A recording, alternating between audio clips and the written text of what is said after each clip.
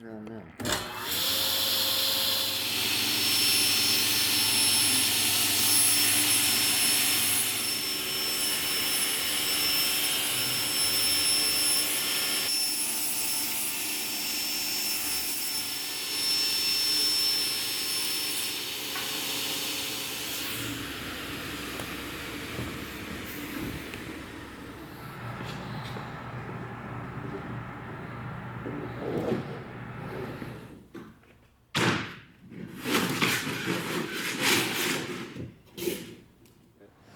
All right, the first thing I want to show you here on the loft floor is that I've got the buttock lines drawn on the loft floor every foot like this. You know, in the other view, those same lines are the water lines in the profile view. So the straight lines on the floor right now are the buttock lines in the half-bridge view. So, you know, one's one in one view and one's one in the other one in the other view. That's the only way I really know how to put it. But the other thing I want to show you is that, you know, I wouldn't want to try to keep measuring over top of these battens because it just makes it just terribly inconvenient. You know, I find a tape measure on the floor to be awful inconvenient too, because you can't slip one end under the battens. This is something I kind of came up with myself, is to put the tape measure whenever I want to put a tape measure on one of the section lines. I slip it under the battens. You know, I can pull it out from under the battens right there and put it under the battens on the next section, and it's very easy to do. The other thing I've done is I've taken the tape measure and I've broken it right off just above 8 feet, because that's all I need is 8 feet. And the other thing about the tape measure is this particular tape measure right here shows feet and inches on both sides. I wouldn't want to have a tape measure that I was trying to work with on the floor right here to have feet and inches on one side and metric dimensions on the other side, because it would just be terribly inconvenient. This is very easy to deal with. The other thing I've done is, you know, I've determined that the edge of the sheets are nice and straight, so I'm going to use that as a baseline.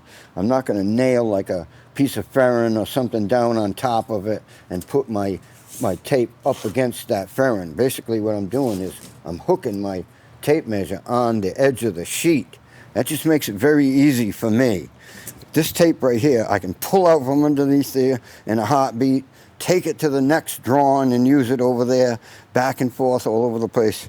And, you know, it just works out really, really well. And if I want to get the dimension that I'm trying to copy onto the floor right down on there tight, I can tip the tape measure till the dimension comes right down to the floor like that. So then I can see very easily whether or not the line that I put on there lines up with the dimension. I've taken some dimensions off of the body plan on my drawing board, and now I'm going to put them on the loft floor. So the first one I'm going to work with is the shear right here. And I've got a dimension on the drawing board of 4 feet 11 3/4. And now the 3/4, I'm going to do it in eighths. So it's 4 feet 11 inches and 6/8. 4, 11, 6. They've all got an individual dimension. I'm going to get right down here to the load water line. This is the load water line. This is the line that the boat would float on. So it's a half-bridge view, and this is the load water line.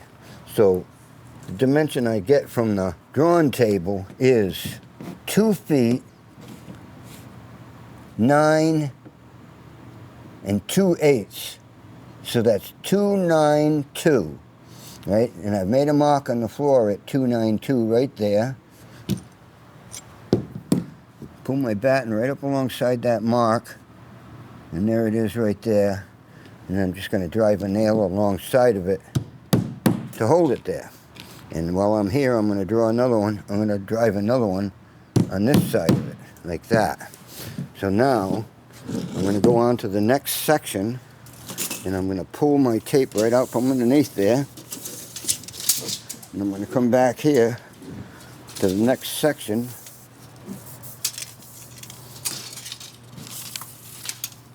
I've got a copy of my drawing on the floor with me in case I need to refer to it at all. But this is pretty easy to do. Look how fast that is. That is so easy to do. And then I'm hooked up on the edge on my baseline. I've got it snuck up right against, right up next to the station line. And I'm on the load water line. And the dimension that I get from the drawing table is 3 feet, 10 inches exactly. So I can nail the batten, not nailing through the batten, but alongside the batten. So that's what we do. So now I've used the dimensions from my drawing board to get that line on the loft floor, and I'm looking at it now, and you know, if you stand at the very end of it and look at it, it doesn't look all that perfect, I'll tell you that. It's got like a little bit of a hump in it right there, and a little bit of like a flat spot in it up there, and basically I'm going to have to adjust it. Now I'm fairing the lines. Never mind stealing dimensions and drawing another view. I'm going to alter this view. Now see, it popped away from that nail, and I'm going to take a peek at that. Oh yeah, that looks considerably better. Something doesn't look right in here, and it's because this isn't out far enough. I'm going to push this out some more. Oh yeah, that looks considerably better. So what I've just done is I've stolen dimensions from my drawing board and transferred them onto the loft floor.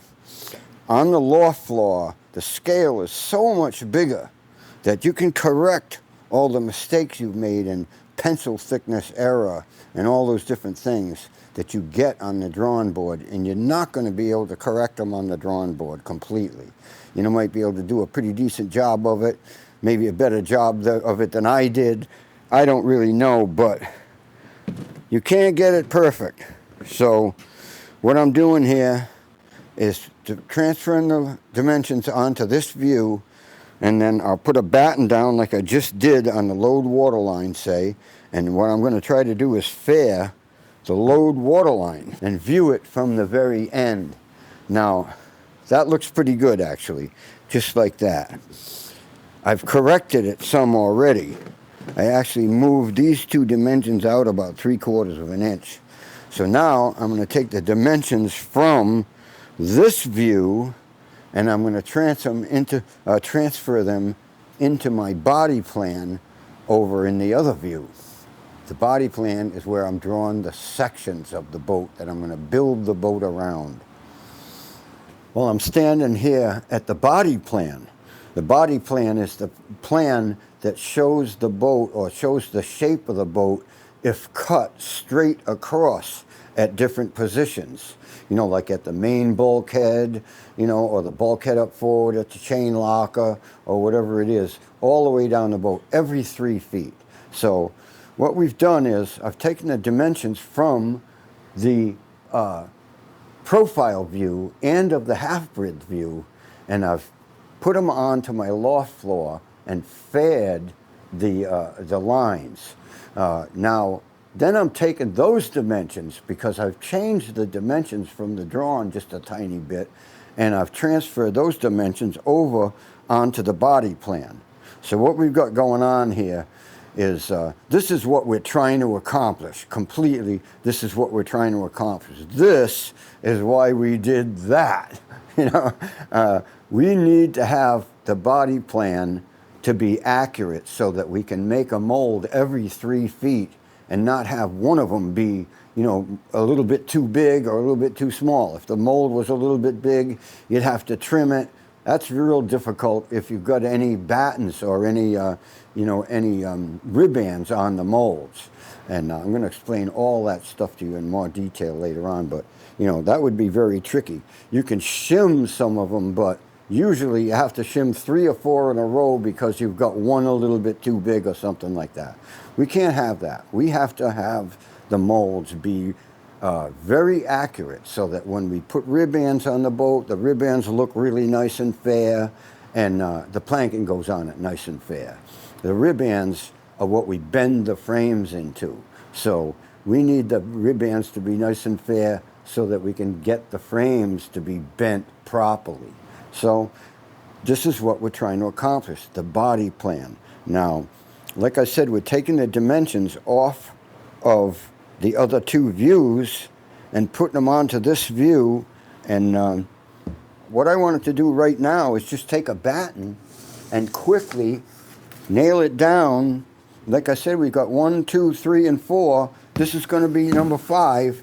We've taken the dimensions from the body plan, and I'm going to put them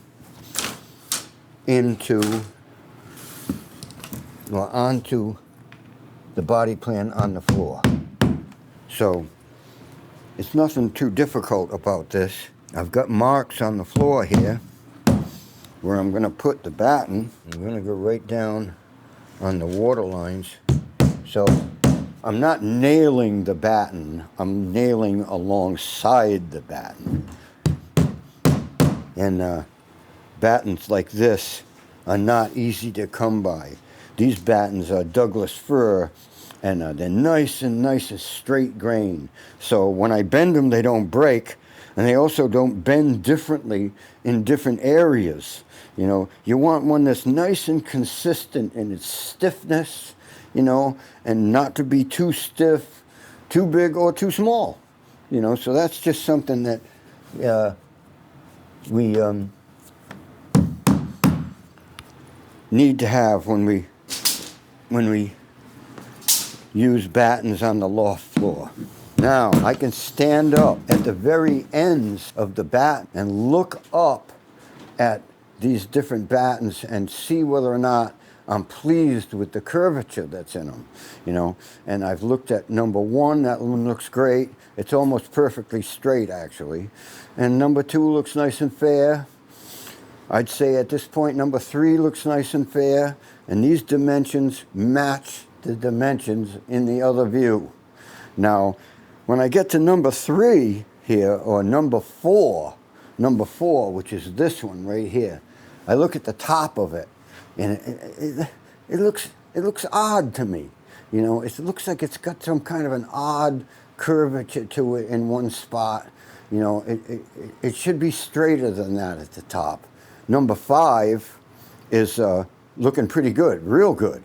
So I'm going to go up and alter the dimension up in this area where I don't like the look of it. I'm just going to pull that nail, and it popped over about not even 1/4 of an inch all by itself, and I didn't have to re-nail it. Now I'm going to stand and look at it again and look up at the top where I didn't like the look of it. Now it looks right.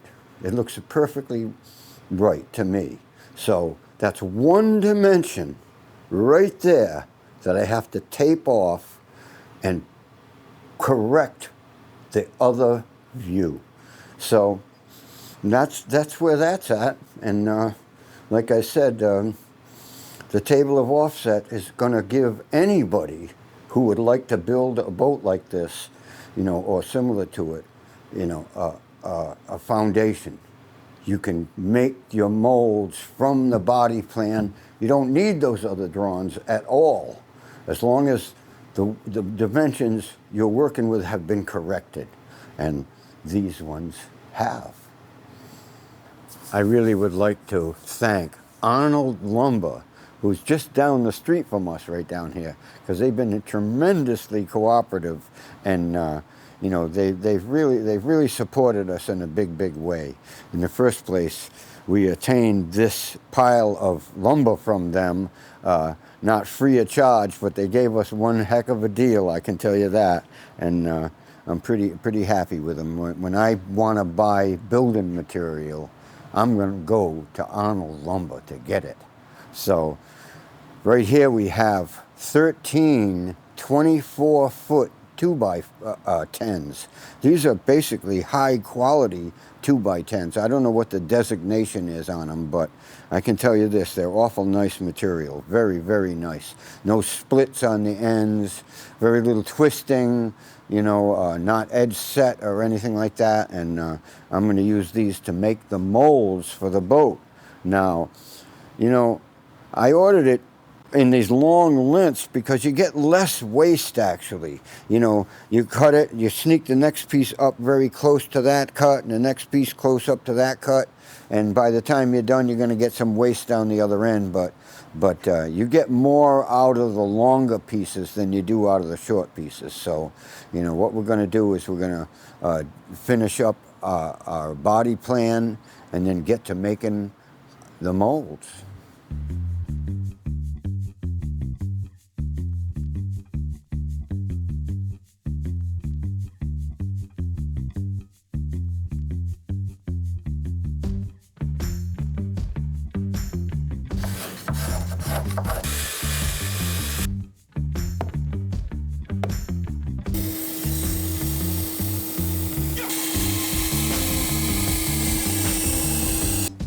Yeah, to a little tip and one down.